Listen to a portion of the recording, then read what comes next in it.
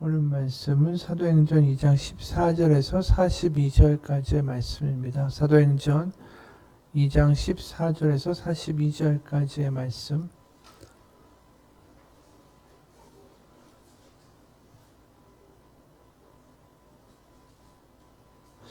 전도사님 그 핸드폰으로도 녹음을 좀 해야 될 것 같아요. 예.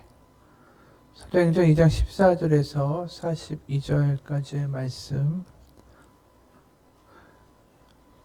봉독하겠습니다. 베드로가 11사도와 함께 서서 소리를 높여 이르되 유대인들과 예루살렘에 사는 모든 사람들아 이 일로 너희로 알게 할 것이니 내 말에 귀를 기울이라. 때가 제3시니 너희 생각과 같이 이 사람들이 취한 것이 아니라 이는 곧 선지자 요엘을 통하여 말씀하신 것이니 일렀으되 하나님이 말씀하시기를 말세에 내가 내 영을 모든 육체에 부어주리니 너의 자녀들은 예언할 것이요 너의 젊은이들은 환상을 보고 너의 늙은이들은 꿈을 꾸리라.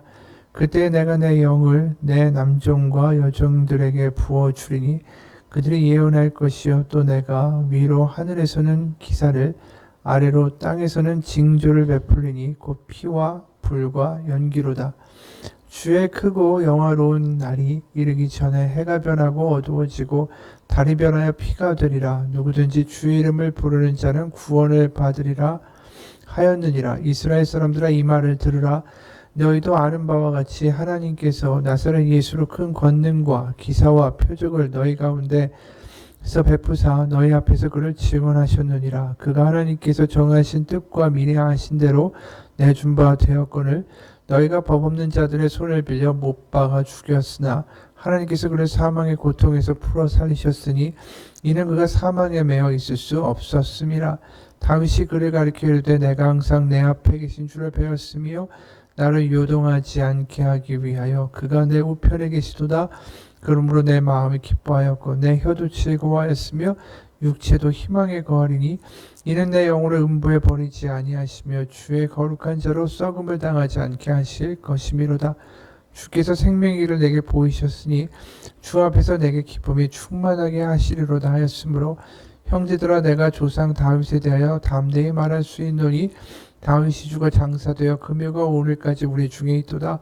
그는 선지자라. 하나님이 이미 맹세하사 그 자손 중에서 한 사람을 그 위에 앉게 하리라 하심을 알고 미리 본고로 그리스도의 부활을 말하되 그가 음부에 버림이 되지 않고 그의 육신이 썩음을 당하지 아니하시리라 하더니 이 예수를 하나님이 살리신지라. 우리가 다 이 일의 증인이로다. 하나님의 오른손으로 예수를 높이심에 그가 약속하신 성령을 아버지께 받아서 너희가 보고 듣는 이것을 부어주셨느니라. 다윗은 하늘에 올라가지 못하였으나 친히 말하여 이르되 주께서 내 주에게 말씀하시기를 내가 내 원수로 내 발등상 되게 하기까지 너는 내 우편에 앉아있으라 하셨도다 하였으니 그러즉 이스라엘 온 집은 확실히 알지니 너희가 십자가에 못 박은 이 예수를 하나님이 주와 그리스도가 되게 하셨느니라 하니라. 그들이 이 말을 듣고 마음에 찔려 베드로와 다른 사도들에게 물어 이르되 형제들아 우리가 어찌할꼬 하거늘 베드로가 이르되 너희가 회개하여 각각 예수 그리스도의 이름으로 세례를 받고 죄사함을 받으라. 그리하면 성령의 선물을 받으리니 이 약속은 너희와 너희 자녀와 모든 먼데 사람 곧 주 우리 하나님이 얼마든지 부르시는 자들에게 하신 것이라 하고 또 여러 말로 확증하며 권하여 이르되 너희가 이 패역한 세대에서 구원을 받으라 하니 그 말을 받은 사람은 세례를 받음에 이날에 신도의 수가 3,000이나 더하더라. 그들이 사도의 가르침을 받아 서로 교제하고 떡을 떼며 오로지 기도하기를 힘쓰니라. 아멘. 이 오순절에 성령 강림의 사건이 있었죠. 드디어 성령 강림의 역사가 있고 베드로와 11명의 사도가 앞에 섭니다. 그리고 그 베드로가 중심에 서서 첫 번째로 하는 말, 그것이 바로 이 성령의 강림 사건은 구약의 요엘서에 나와 있는 예언이 성취된 것이다 라는 겁니다. 그게 요엘서 2장 28절의 말씀이고 그것이 이렇게 기록되어 있습니다. 그 후에 내가 내 영을 만민에게 부어주리니 너희 자녀들이 장래일을 말할 것이며 너희 늙은이는 꿈을 꾸며 너희 젊은이는 이상을 볼 것이며 그때 내가 또 내 영을 남종과 여종에게 부어줄 것이며 내가 이적을 하늘과 땅에 베풀리니 곧 피와 불과 연기 기둥이라. 여호와의 크고 두려운 날이 이르기 전에 해가 어두워지고 달이 핏빛같이 변하려니와 누구든지 여호와의 이름을 부르는 자는 구원을 얻으리니 이는 나 여호와의 말대로 시온성과 예루살렘에서 피할 자가 있을 것이며 남은 자 중에 나 여호와의 부름을 받을 자가 있을 것임이니라. 이 요엘서의 2장 28절부터 그 이하에 나와 있는 말씀이에요. 그걸 베드로가 인용을 하고 있는 거죠. 사실 요엘서의 이야기의 배경은 그냥 하나님께서 내용을 남종과 여종과 젊은이와 늙은이에게 부어주겠다라고 끝나는 것뿐 아니라 그 이하에 나와 있는 내용도 그 예언에 들어 있습니다. 뭐냐 하면 두려운 날과 심판의 날이라는 거예요. 그래서 해가 어두워지고 달이 핏빛같이 변하고 거기서 여호와의 이름을 부르는 자는 살아남을 것이다. 이게 굉장히 두려운 심판의 메시지 가운데 이 하나님의 영의 강림 사건이 예언되고 있다는 거죠. 그럼 이걸 도대체 어떻게 이해해야 되는가라는 문제에 봉착합니다.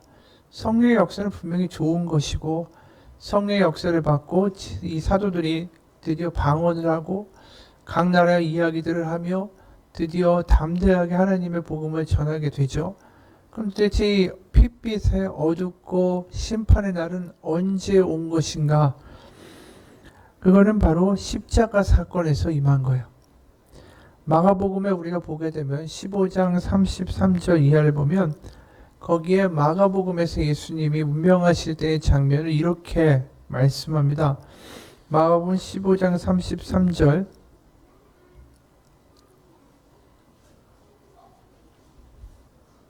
제6시가 되매 온 땅에 어둠이 임하여 제9시까지 계속하더니 제9시에 예수께서 크게 소리 지르시되 엘리 엘리 라마 사박다니 하시니 이를 번역하면 나의 하나님 어찌하여 나를 버리셨나이까 하는 뜻이라.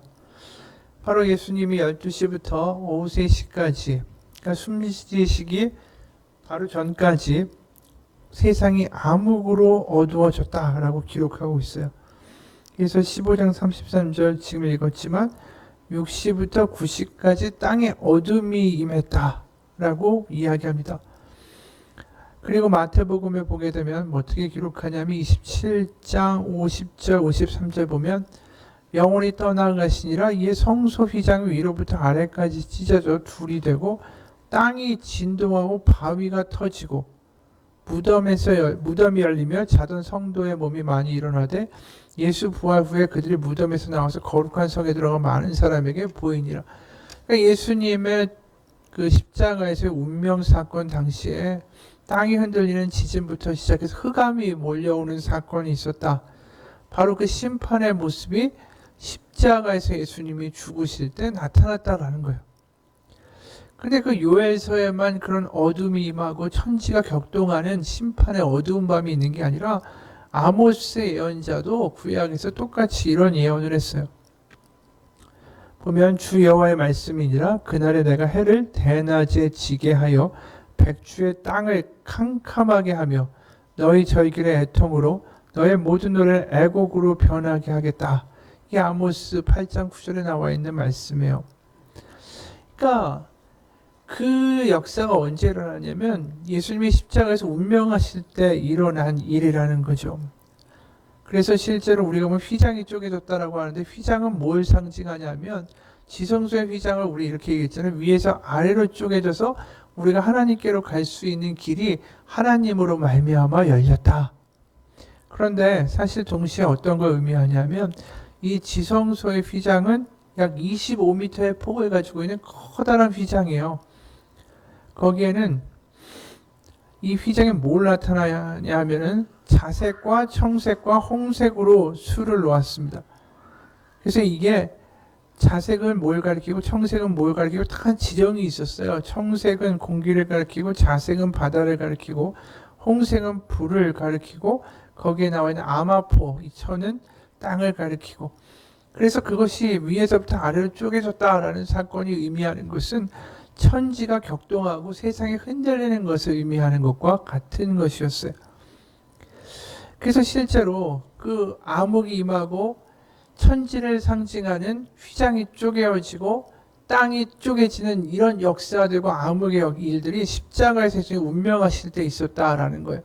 그럼 심판의 이미지잖아요. 그럼 그 심판은 누구에게 내려진 겁니까? 예수님에게 내려진 거예요. 우리에게 주어지고 마땅히 받아야 할 심판이 바로 예수님 그분에게 내려진 거예요. 우리의 죄를 대신 지심으로. 그래서 그 심판의 날이 임하고, 그러고 어떤 일이 있냐 하면 바로 우리에게 하나님의 영, 그 영을 부어주는 사건이 있다라는 거죠. 그래서 요에서에 나와 있는 예언이 그대로 성취되고 있는 거예요. 그래서 주의 이름을 부르는 자, 여호와의 이름을 부르는 자는 구원을 받으리라.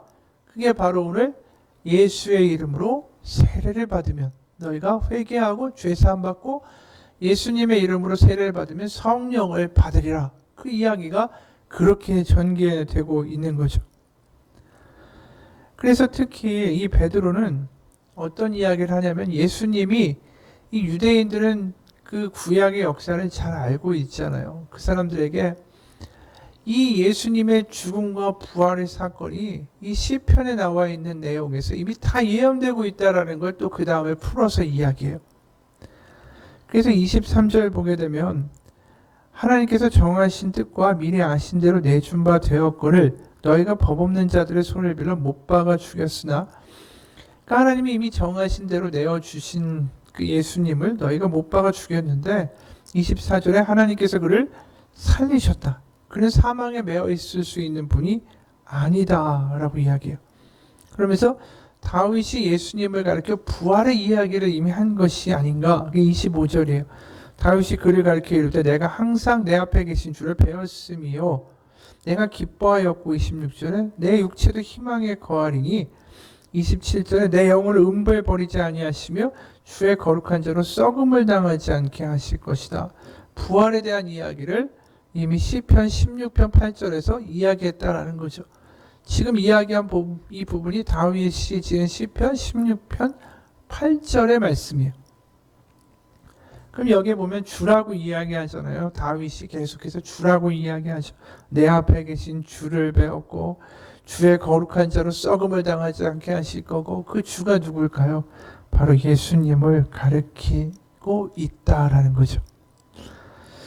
그래서 예수님이 바로 그분이 부활의 첫 열매로 죽은 자들의 영혼이 썩어서 음부에 머물지 아니하고 부활할 수 있는 길을 열어주셨다. 그것이 바로 다윗의 예언이고 다윗이 그것을 보고 미리 말한 것이다. 그래서 29절에 또 이렇게 얘기해요. 형제들아, 내가 조상 다윗에 대하여 담대히 말할 수 있노니 다윗이 주가 장사되어 금여가 오늘까지 우리 중에 있도다. 그가 선지자라 하나님이 이미 맹세하사 그 자손 중에서 한 사람을 그 위에 앉게 하리라 하심을 알고 미리 본고로 그리스도의 부활을 말하되, 그가 음부에 버림이 되지 않고 그의 육신이 썩음을 당하지 아니하시리라 하더니 이 예수를 하나님이 살리셨다. 그러니까 다윗이 이야기한 그 부활에 대한 기대의 내용이 예수님을 통해 성취되었다. 그리고 베드로가 또다시 시편 110편을 인용해요. 그게 34절 이하예요. 이게 사실 유대인들한테 이 시편의 내용이 익숙하기 때문에 그걸 풀어줄 때마다 와, 그렇구나라고 감탄하는데, 우리는 이제 시편에 대한 내용을 모르니까 이걸 읽을 때마다 좀 딱딱하게 들리는 게 사실이죠. 우리가 34절 오늘 본문을 보면 다윗은 하늘에 올라가지 못하였으나 친히 말하이르되 주께서 내 주에게 말씀하시기를. 이게 시편 110편에 나와 있는 구절인데, 주께서 내 주에게 말씀하셨다. 이게 도대체 무슨 얘기죠? 주가 둘이에요. 주께서 내 주에게 말씀하셨다. 그 앞에 있는 주는 누구고 뒤에 있는 내 주는 누군가? 35절에 내가 내 원수로 내 발등상이 되기까지 너는 내 우편에 앉아있으라 하셨도다 하였으니. 그럼 도대체 다윗이 시편에서 고백하고 있는 주가 두 명이라는 거죠. 두 분, 두 존재라는 거예요. 그러면 그 앞에 있는 주고 그 뒤에 있는 주는 누구냐? 바로 앞에 있는 주는 하나님이시고 뒤에 있는 내 주는 예수님이다 라고 이야기하는 거예요. 그래서 앞에 보면 주께서 내 주에게 말씀하시기를, 다시 보면 하나님께서 예수님에게 말씀하시기를 내가 내 원수로, 그러니까 내 원수는 누구겠어요? 바로 사탄과 마귀와 이 세상의 권사와 정세를 의미하는 거죠. 너의 발등상이 되게 하기까지, 너의 발밑에 꿇어 엎드리게 하기까지 너는 나의 하나님, 바로 하나님의 우편에 앉아 있으리라 하셨다라는 거죠. 이건 도대체 무슨 표현이냐? 누군가의 우편에 앉는다라는 것은 바로 대리자가 되는 것이고, 그 주체가 되는 왕의 모든 권한을 위임받아 행사하는 자리가 그 오른편에 앉는다라는 뜻이에요. 그래서 베드로가 자기가 예수님 우편에 앉아야 된다고 주장했던 게 그거죠. 우리도 좌의정, 우의정의 뜻이 똑같은 개념이에요. 그래서 오른편에 앉는다라는 게 바로 완전히 전적인 대리자의 역할을 한다라는 겁니다. 그래서 예수님이 어떻게 되냐면 우리가 고린도전서 15장을 보게 되면 그게 어떤 내용인지를 분명하게 알게 돼요. 도대체 그 원수를 발등상에 되게 하기까지 너는 내 우편에 앉아 있으라고 예수님께 하나님이 하셨다라는 그 말씀의 내용은 도대체 뭘까? 고린도전서 15장 22절부터 28절 보면, 고린도전서 15장 22절부터 28절, 세 번역으로 제가 읽겠습니다. 고린도전서 15장 22절입니다. 아담 안에서 모든 사람이 죽는 것 같이 그리스도 안에서 모든 사람이 살아나게 될 것입니다. 그렇죠? 이게 부활과 재림의 때예요. 그러나 각각 제 차례대로 그렇게 될 것입니다. 첫째는 첫 열매이신 그리스도요. 그 다음은 그리스도께서 재림하실 때에 그리스도께 속한 사람들입니다. 그때가 마지막입니다. 마지막은 언제입니까? 재림이시고 모든 사탄과 마귀와 정사와 권세가 완전히 심판받아 지옥의 무저갱으로 들어가게 되는 요한계시록의 말세의 재림의 모습이죠. 그러면 그때 어떤 일이 있을 거냐 하면 그리스도께서 모든 통치와 모든 권위와 모든 권력을 폐하시고 그 나라를 하나님 아버지께 넘겨드리실 것입니다. 그러니까 모든 게 심판이 끝나서 발등상에 엎드리게 되면 그때 하나님께 그 모든 하나님의 나라를 그리고 모든 권세와 통치를 하나님께 건네주시게 된다는 거예요. 그래서 25절 하나님께서 모든 원수를 그리스도의 발 아래 두실 때까지 그리스도께서 다스리셔야 합니다. 맨 마지막으로 멸망받을 원수는 죽음입니다. 성경이 이르기를 하나님께서 모든 것을 그의 발 아래 굴복시키셨다 하였습니다. 그러니까 결국 이 이야기라는 거죠. 결국은 재림이 올 때까지 결국 예수님이 하나님의 모든 권한을 위임받아 왕으로서 이 세상에서 믿는 자들과 함께 악과의 싸움을 이루어 가시고 행하시고 그것을 승리하신다라는 거예요. 그러니까 그 내용 자체가 다 이 다윗의 예언에 들어있다라는 거죠. 다윗의 시편에 들어있는 내용들을 지금 베드로가 다 풀어서 이야기해 주고 있는 거예요. 그래서 바로 요엘이 말했던 심판의 날, 그리고 또 다윗이 말한 또 성령과 부활과 재림에 대한 모든 내용들이 결국은 예수 그리스도 안에서 다 풀어진다라고 이야기하고 있는 겁니다. 그래서 36절 그런즉 이스라엘 온 집은 확실히 알지니, 오늘 36절에 너희가 십자가에 못 박은 이 예수를 하나님이 주와 그리스도가 되게 하셨느니라. 이 모든 것을 입증하여 구약의 이야기를 가지고 딱 맞아떨어지는 단 한 분, 바로 예수 그리스도 십자가와 부활의 사건이다. 그러니까 그의 이야기를 들으니까 사람들이 어떻게 반응합니까? 어찌할꼬 자신들이 어떠한 일을 했는지 깨달은 거예요. 그러니까 베드로가 이렇게 얘기했습니다. 어찌할꼬 하는 이 사람들에게 베드로가 이르되 38절 너희가 회개하여 각각 예수 그리스도의 이름으로 세례를 받고 죄사함을 받으라. 그리하면 성령의 선물을 받으리니 이 약속은 너희와 너희 자녀와 모든 먼 데사람 곧 주 우리 하나님이 얼마든지 부르시는 자들에게 하신 것이라 하고, 이 말에 3,000명이 세례를 받고 회심을 했어요. 여기 보면 분명한 이 이야기를 해요. 어떤 이야기를 하죠? 38절에 회개하라는 거예요. 그리고 예수 그리스도의 이름으로 세례를 받고 죄사함을 얻으면 성령을 받게 되리라. 그러니까 우리가 사실은 성령을 받는다는 것과 세례와 회개와 죄사함이 여기에 다 들어있어요. 그럼 도대체 이게 너무 복잡하잖아요. 죄사함은 뭐고 회개는 뭐고 세례는 어떻게 또 성령은 여기와 무슨 관계가 있는가. 그러니까 이 구절을 좀 깊이 생각해 볼 필요가 있을 거예요. 여기 회개한다라는 건 뭐죠? 분명하잖아요. 예수 그리스도를 주로 받아들인다라는 거예요. 이제 그럼 회개고, 그럼 예수 그리스도의 이름으로 세례를 받으면 어떤 일이 있다고요? 죄사함과 성령을 선물로 받는다고 그랬어요. 그러면 우리도 세례 받았는데 그럼 이 죄사함은 도대체 분명하게 어떤 건지 잘 모를 때가 있어요. 왜냐하면 우리는 여전히 죄를 지으니까.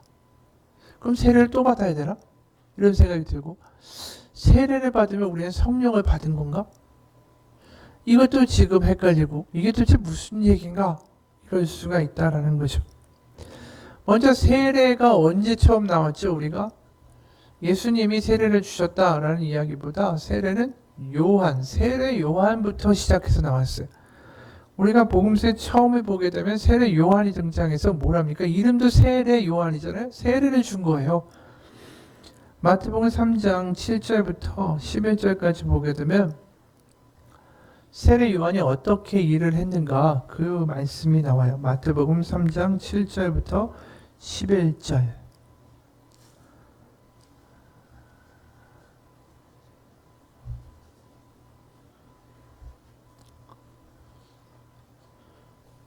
요한이 많은 바리새인들과 사두개인들이 세례 베푸는 데로 오는 것을 보고 이르되, 독사의 자식들아, 누가 너희를 가르쳐 임박한 진노를 피하라 하더냐? 그러므로 회개에 합당한 열매를 맺고 속으로 아브라함이 우리 조상이라 생각하지 말라. 내가 너에게 이르노니 하나님이 능히 이 돌들로도 아브라함의 자손이 되게 하시리라. 이미 도끼가 나무 뿌리에 놓였으니 좋은 열매를 맺지 아니하는 나무마다 찍혀 불에 던져지리라. 나는 너희를 회개하게 하기 위하여 물로 세례를 베풀거니와 내 뒤에 오시는 이는 나보다 능력이 많으시니 나는 그의 신을 들기도 감당하지 못하겠노라. 그는 성령과 불로 너에게 세례를 베푸실 것이요. 그렇죠. 세례 요한이 준 회개는 뭡니까? 회개와 갱신의 세례였어요. 근데 예수님의 이름으로 받게 되는 세례는 성령의 세례라는 거죠. 그러니까 지금 말한 베드로의 이야기하고도 일맥상통해요. 세례의 의미는 결국은 성령과 죄사함과 관련되어 있다는 거죠. 우리 이제 죄사함이라는 단어가 오늘 굉장히 신학적으로 너무 복잡하기 때문에 잘 분명히 좀 따라오셨으면 좋겠는데, 죄사함이라는 게 원래 원어로 보게 되면 놓아준다는 뜻이에요. 해방시킨다. 그러니까 예수 그리스도의 이름으로 세례를 받는다는 건 해방의 의미가 있는 거예요. 죄사함, 해방. 우리가 누가복음 4장에 보면 뭐라고 이야기하죠? 가난한 자에게 복음을 전하고 눌린 자 포로된 자에게 자유를, 그리고 보게함을 전파하고 주의 은혜를 선포하기 위함이라. 주의 성령이 내게 임하셨으니. 누가복음 4장에 나와 있는 예수님의 사역의 시작의 첫 일성이었어요. 그러니까 예수님이 하시고자 하는 사역은 성령의 능력에 덧입은 것이고, 거기서 뭘 하신다고요? 갇히고 눌린 자들을 자유롭게 하고 포로들을 해방을 시키고자 하는 그 역사의 일을 예수님이 하신다라는 거죠. 그러니까 죄사함은 다른 게 아니에요. 원래 원뜻을 보게 되면 놓아주다, 풀어주다라는 뜻이에요. 원어가. 결국 그럼 우리가 어디에 묶여 있었는가? 어디에 포로되어 있었는가? 죄와 악의 포로가 되어 있었다는 거죠. 그러니까 우리를 자유롭게 풀어주고 성령을 받음으로 이제 더 이상 죄의 종이 아니라 하나님의 자녀로 만들어주시는 역사가 예수 그리스도로 말미암아 일어난 것이다라는 거예요. 그러니까 오늘 예수 그리스도의 이름으로 세례를 받는다라는 건 우리의 소속이 완전히 바뀐다라는 거예요. 그러니까 우리가 출애굽에서 보면 그들이 그 이전에 애굽에서 벗어나기 전에 신분은 뭐예요? 노예예요. 파라오의 노예. 그러다가 출애굽하고 어떻게 바뀌었죠? 하나님의 백성으로 바뀌었어요. 그들이 홍해를 건너면서 그들의 신분이 바뀐 거예요. 홍해를 건너기 전에 뭐였다고요? 파라오의 노예. 홍해를 건너면서 하나님의 백성이 된 거예요. 그것처럼 세례를 받으면서 우리가 어떻게 되냐 하면 죄의 종이었다가 이제 완전히 하나님의 자녀로 우리의 신분과 해방이 이루어졌다라는 거죠. 그래서 예수 그리스도의 이름으로 세례를 받는다라는 이야기가 사실은 좀 추상적인 것처럼 들릴 수 있는데, 우리가 신명기를 한번 더 찾아보죠. 신명기 12장 11절을 보게 되면, 신명기 12장 11절,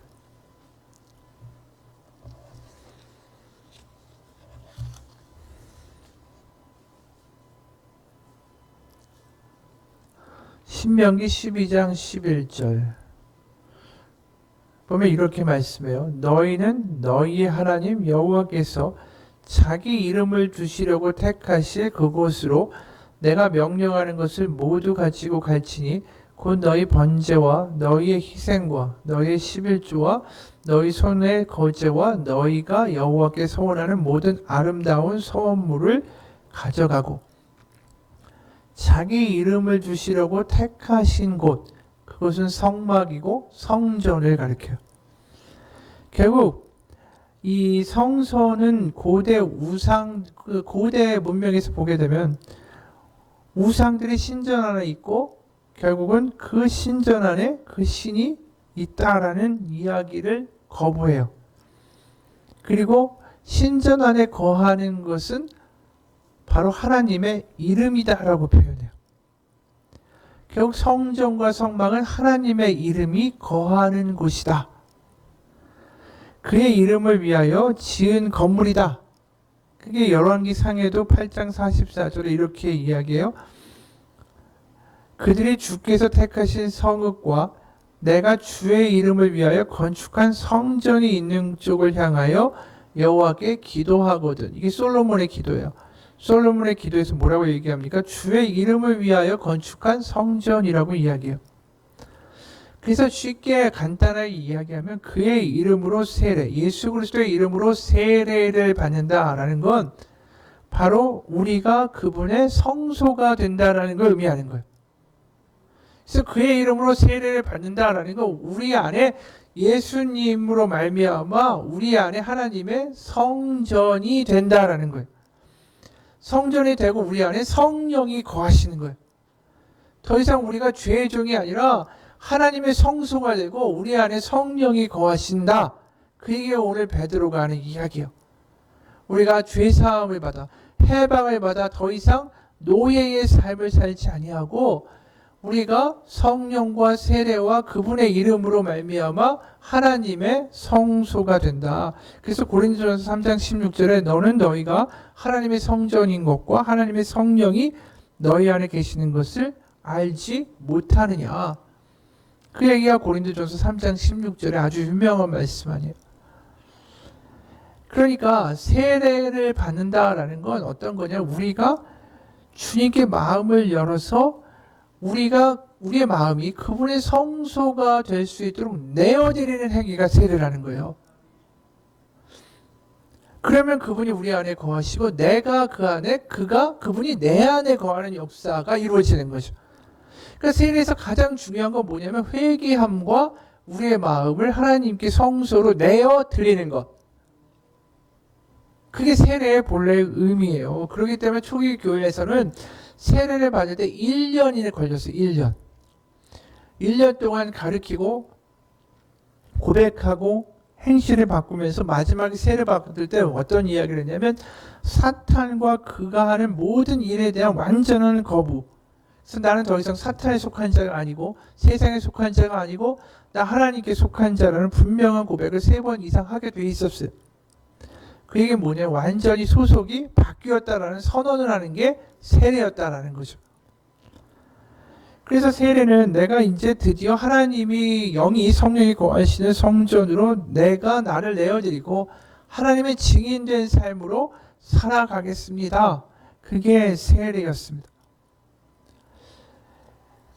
그래서 우리가 중요한 건 뭐냐면 우리가 세례를 기억한다는 건 내가 언제 1년 전에 10년 전에 세례를 받았을지가 아니라 우리 가운데 내 마음을 하나님께 정말로 성전으로 내어드린 때가 언젠가가 중요하다라는 거예요.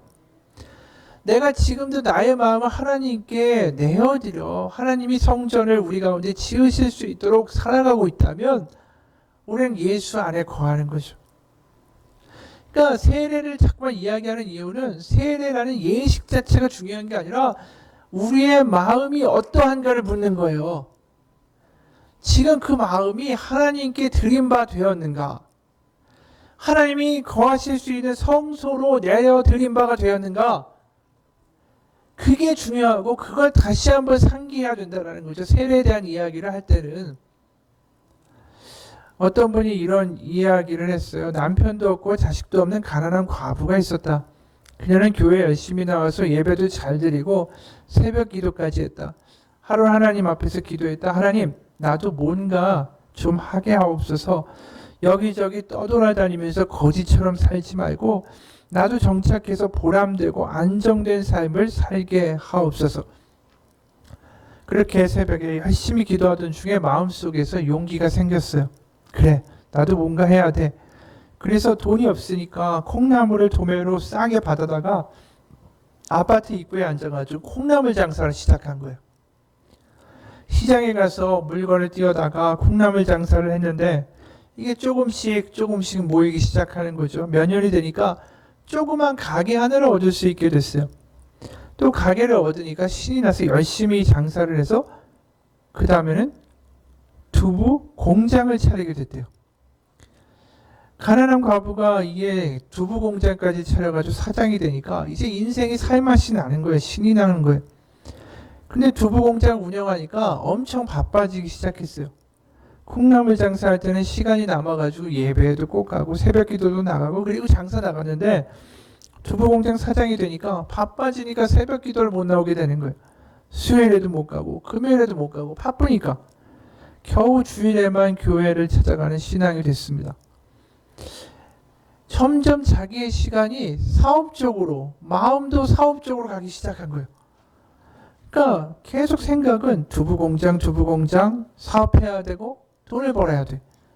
그 생각이 점점 그 마음을 점령하기 시작했어요. 근데 이상하게 마음대로 되지 않는 거예요. 그러다가 사기꾼한테 걸려버렸어요.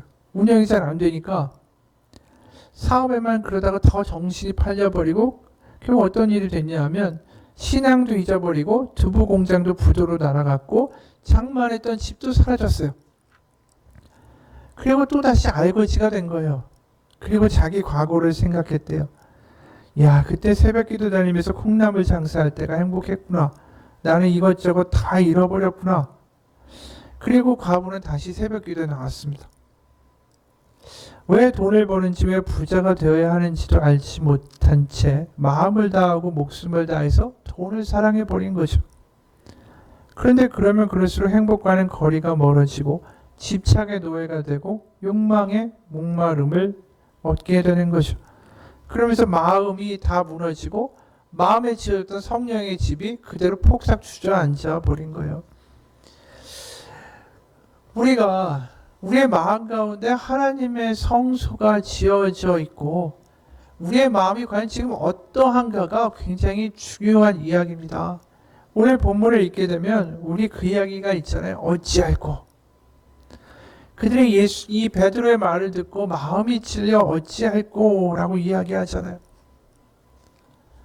우리의 마음이 지금 어떠합니까? 우리 마음은 도대체 어떤 상태예요?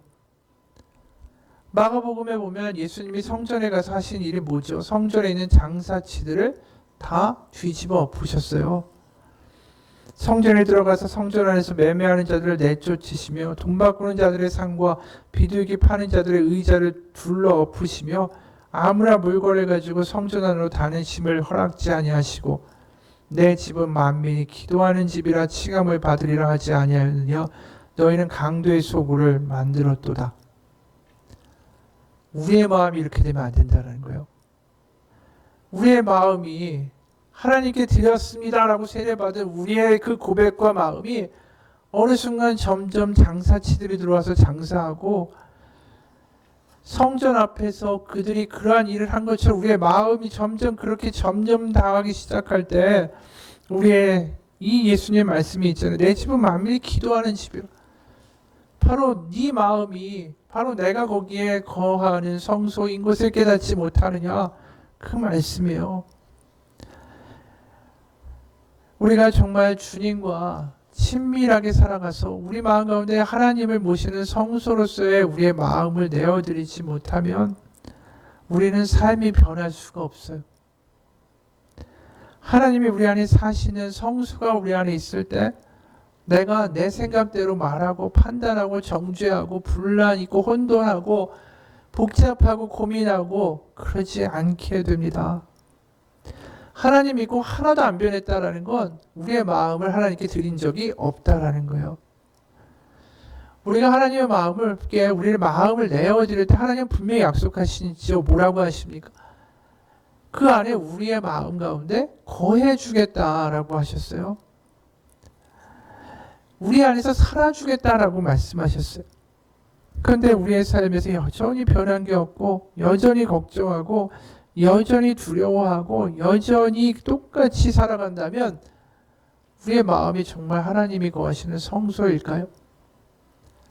앤드류 머레이라는 목사님이 19세기 아주 유명한 남아공의 성자라고 불리던 분이에요. 이분이 무릎학교라는 기도에 관련된 책을 썼는데 이 내용이 나와요. 예수님은 은밀한 중에 계신 내 아버지께 기도하라고 말씀하신다. 하나님은 육신에 속한 자에게는 자신을 숨기시는 분이다. 우리가 하나님을 예배하거나 기도하는 중에 우리 자신의 생각이나 일에 정신을 팔는 한 은밀한 중에 계신 하나님, 영이신 하나님을 만날 수 없을 것이다. 그러나 세상과 인간과 관련된 모든 것에서 물러나 하나님과 단둘이 있기를 고대하는 사람에게는 아버지께서 자신을 나타내 보이실 것이다. 그 사람이 기도의 골방에 들어가 세상과 그 빛을 차단할 때 그리스도께서 아버지의 임재 안으로 이끌어 주시도록 자신을 완전히 내어 맡길 때 아버지의 사랑의 빛이 그 사람 위에 임할 것이다. 골방과 닫힌 문의 내밀함과 주변의 모든 것으로 분리됨은 바로 영적인 지성소, 하나님의 성막의 가장 깊은 곳에 도달한 이미지이다. 바로 우리의 영이 보이지 않는 하나님과 진짜로 집촉하는 것이 바로 그 성막의 휘장 안에서 일어나기 때문이다. 바로 하나님과 단둘이 있는 기도의 골방을 가지고 있는가? 은밀한 중에 계신 네 아버지께 기도하라는 말씀처럼 아버지께서 우리를 기다리고 계시고 우리를 만나주기 원하신다. 하나님을 만나지 못한 사람들은 심령이 차가워지고 깜깜해지고 그리고 기도해야 된다라 말하지만 기쁨이 전혀 없고 하나님을 은밀한 곳에서 만날 수 있다. 하나님과 대화할 수 있다. 하나님께 마음을 들이면 그곳에 찾아오신다. 바로 그 놀라운 사랑과 하나님의 은혜를 기억해야 한다. 이 이야기를 보면서 무슨 생각을 하냐면 과연 우리가 하나님의 마음 가운데 섬기는 우리 마음의 성소에 대해서 과연 우리가 생각을 하고 사는가? 내 마음의 쓰레기는 너무 많은 거 아닌가?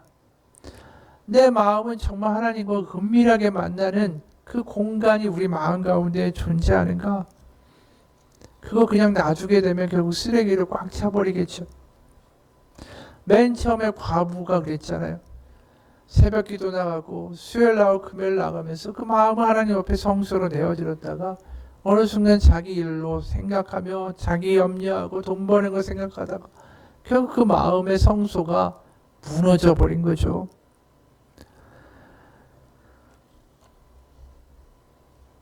우리가 마가복음을 보게 되면 9장에 이런 이야기가 나와요. 귀신 들린 아들을 고쳐달라고 예수님께 나옵니다. 그 아버지가 뭐라고 얘기하냐면 나의 믿음 없는 것을 도와주소서라고 이야기해요. 그랬더니 예수님이 믿는 자에게는 능히 하지 못할 일이 없느니라라고 말씀하세요. 여기서 아버지의 기도가 뭐냐면 나의 믿음 없는 것을 도와달라고 기도해요. 근데 이 기도가 응답을 받는 기도가 됐어요. 이게 참 놀라운 게 아들을 고쳐달라고 기도한 게 아니라 그냥 나의 믿음이 없는 걸 도와달라고 기도했어요. 내가 믿음이 없다라는 것을 알기 때문에 간절해지는 것 자체가 대단한 기도라는 거예요. 우린 내 믿음이 없다라는 것조차 깨닫지 못해요.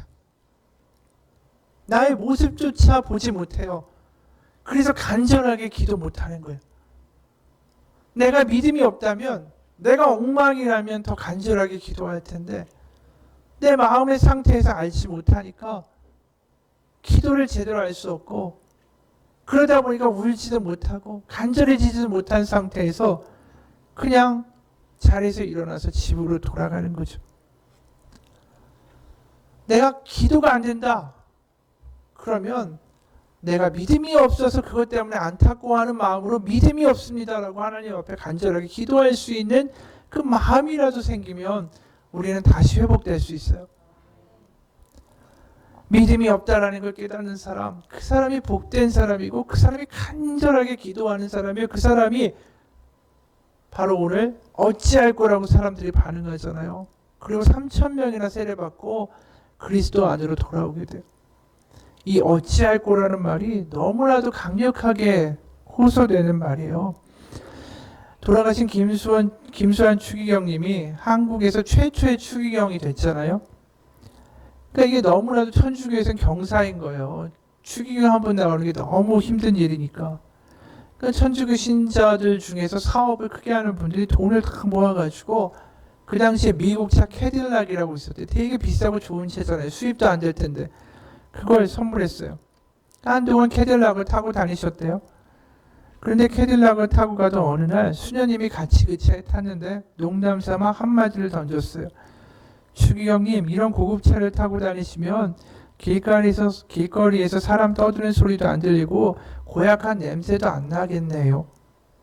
농담처럼 가볍게 한 이야기였는데 이 추기경 이분한테는 그 말이 마치 망치로 자기의 뒤통수를 때리는 것 같은 충격을 받았어요. 나도 모르게 내가 귀족이 돼 있구나. 가슴 아픈 자각을 하고 나서 이분이 캐딜락을 다 돌려보내고 마음으로 결심했대요. 평생에 다시는 고급차를 타지 않겠다. 바로 지나가면서 그 수녀님이 말한 그 한마디에 확 찔린 거예요. 어찌할꼬? 내가 이렇게 살면 하나님 앞에서 나중에 얼마나 책망을 들을꼬? 그게 들리는 사람은 복받은 사람이에요. 우리가 찔릴 수 있어야 되고, 내가 믿음이 없다라는 거를 애통할 줄 알아야 되고, 그러면 하나님의 성소가 다시 지어지기 시작해요. 어느 순간 그것도 못 느끼는 사람이 돼버리고 마음 가운데 엉뚱한 것들만 가득 차 있고 쓰레기만 가득 들어있다면 얼마나 슬픈 일이에요. 그걸 모른다면. 그런데도 불구하고 우리가 얼굴은 비춰주는 거울은 매일 봐요. 머리도 빗고 로션도 바르지만 마음을 비춰주는 거울이 있다면 그 거울 안에 비친 우리의 마음이 어떻겠느냐라는 거예요. 근데 하나님은 마음의 중심을 보신대잖아요. 나는 내 마음을 못 보는데 하나님은 내 마음을 보신다. 이게 얼마나 무서운 이야기예요.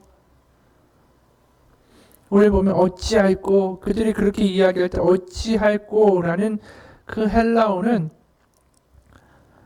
카테슈기산이라는 헬라어예요. 그건 뭐냐면 창 또는 바늘로 찌르다라는 거예요.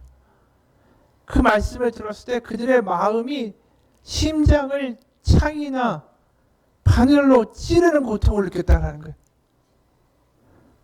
그러면서 그들 가운데 놀라운 은혜가 임하잖아요. 우리가 우리 마음의 상태를 하나님 앞에 상한 심령으로 나아가기 원합니다.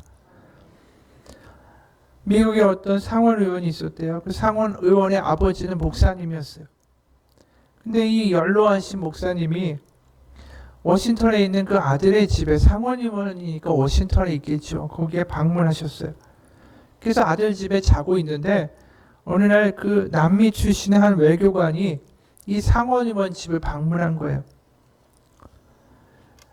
그리고 나서 이 목사님이 저녁 예배를 드리고 오셔가지고 마음에 정말 성령의 뜨거운 마음을 가지고 집으로 들어오시다가 그 아들 집에 있는 남미에서 온 외교관을 만나게 된 거예요.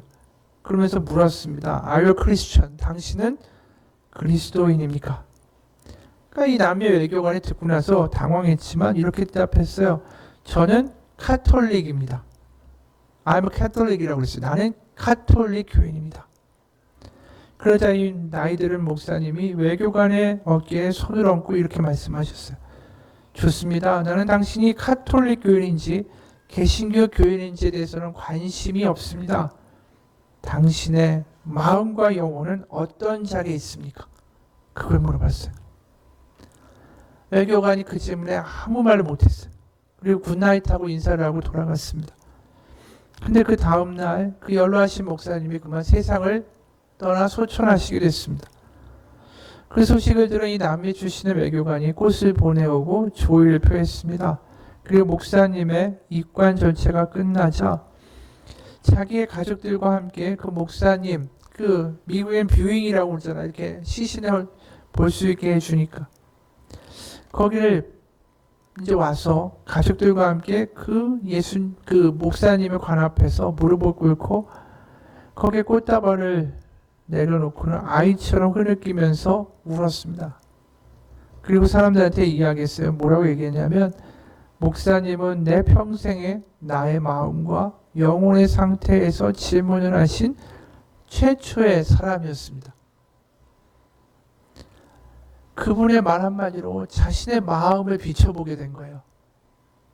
우리가 주일날 교회 나온다. 내가 집사다. 내가 목사다. 내가 장로다. 이게 중요한 게 아니라 바로 우리의 마음이 어떠한가. 그게 너무나도 하나님 앞에 중요해요. 하나님 우리의 마음을 보고 계십니다. 우리가 하나님 앞에 드릴 수 있는 상한 심령, 내 마음의 모습을 그대로 아버지 앞에 내어드리고 울 수 있다면 하나님이 이렇게 말씀하시죠. 하나님께서 구하시는 제사는 상한 심령이라. 상하고 통회하는 마음을 주께서 멸시하지 아니하시리이다. 상한 심령이라는 표현이 그 상한 마음이라는 표현이 어떤 표현이냐면 딴 데 보면 느헤미야 이렇게 말해요. 느헤미야가 바로 남유다가 멸망하고 끌려갔잖아요.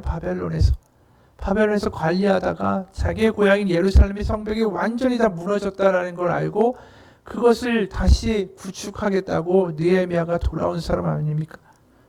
근데 느헤미야가 예루살렘에 가서 보니까 이렇게 기록하는 거예요. 그 밤에 골짜기 문으로 나가서 용정으로 본문에 이르는 동안에 보니 예루살렘 성벽이 다 무너졌고 성문은 불탔더라. 그 예루살렘이 다 무너졌다. 그게 바로 상했다라는 표현의 말이에요. 무너졌다라는 거예요. 우리의 마음이 무너지고 어느 순간 성벽이 다 무너져서 모든 걱정들과 근심들이 홍수처럼 밀려 들어오고 세상과 비교와 질투와 질시가 우리의 마음들을 막 들어오기 시작하면 우리가 완전히 무너져서 망한 예루살렘과 다를 바가 뭐가 있겠어요? 도대체 우리가 왜 이렇게 됐는가? 하나님, 제가 왜 이렇게 세상에 흔들립니까? 제가 왜 이렇습니까? 그거에 대해 아파할 줄 알면 그때부터 하나님의 놀라운 성벽을 짓는 일이 시작이 되는 거예요. 느헤미야가 어떻게 시작했어요? 다 무너진 성벽에서 울었어요. 그리고 하나님의 은혜로 말미암아 그 성벽을 다시 쌓고 그리고 기뻐하죠. 그러면서 뭐라고 합니까? 여호와를 기뻐하는 것이 너희의 힘이라. 우리 오늘 같이 잠깐 기도하기 원합니다. 하나님이 내 마음을 비춰보신다면 하나님 앞에 내어드릴 나의 마음의 모습은 어떠할까? 성령을 다시 경험하는 이 놀라운 역사의 장면에 그들의 가장 강력한 고백은 어찌할꼬라는 고백이었어요. 그들은 그들의 마음을 보는 일이 있었기 때문이에요. 우리 잠깐 기도할 때 하나님 앞에 우리의 마음의 모습을 내어놓고 기도합시다. 제 마음의 성벽이 무너지고 있습니다. 제 마음 가운데 너무나도 많은 것들이 들어와 있습니다. 어느덧 성문을 다 열어 제낀 채로 세상의 근심과 걱정을 받아들이고 어느덧 하나님의 성수가 아닌 세상의 잡것들이 가득한 장사터가 되어버린 시장터가 되어버린 나의 마음. 하나님, 저의 믿음 없음을 하나님 도와주옵소서. 저의 무너진 성벽을 아버지 도와주셔서 다시 정결케 하시고 하나님의 성벽을 쌓게 하여 주옵소서.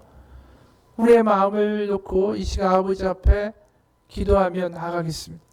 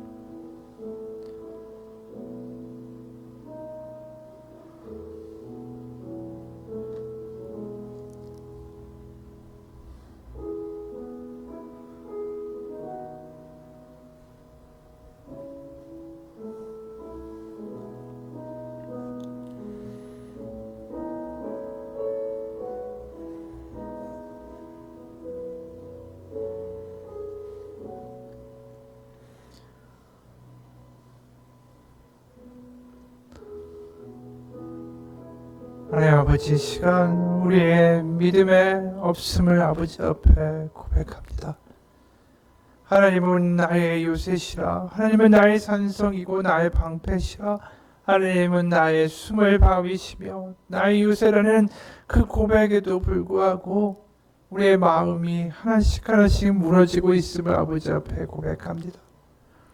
세상의 말들과 비교와 질투와 염려의 공격 가운데 우리의 마음의 벽들이, 우리의 요새가 무너져가고 하나님 그곳에 어두움과 우상들이 들어오고 있습니다.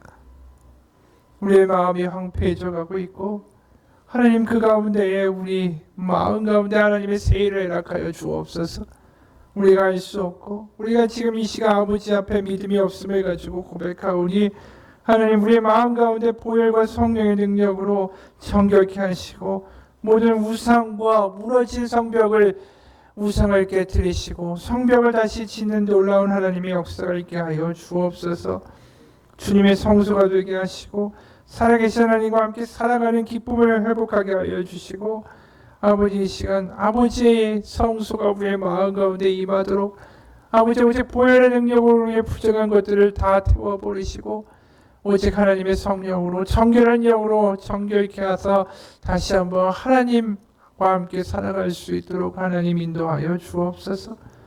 우리의 마음이 이 시간 무너지고 부족하고 더럽고 형편없는 모든 모습들을 아버지 앞에 순수하고 깨어지는 아픔을 가지고 기도할 때에 하나님 그 눈물과 그 고백과 그 기도를 들으시고 불쌍히 여기사 우리 가운데 다시 한번 하나님의 놀라운 역사를 일으켜 주옵소서. 주께서 말하시는 제사는 상한 심령이라 하나님께서 상하고 통회하는 마음을 멸시하지 아니하시리라. 우리가 하나님 앞에 그렇게 매일 우리의 마음을 가지고 나아가 기도할 때 하나님의 회복의 역사를 경험하고 세상 가운데 하나님의 놀라운 능력을 맛보며 주님은 나의 산성이고 방패시고 요새시라는 확실한 믿음 가지고 승리하는 우리의 삶이 되게 하여 주옵소서. 살아계신 우리 주 예수 그리스도의 이름 받들어 기도합니다. 아멘. 하늘에 계신 우리 아버지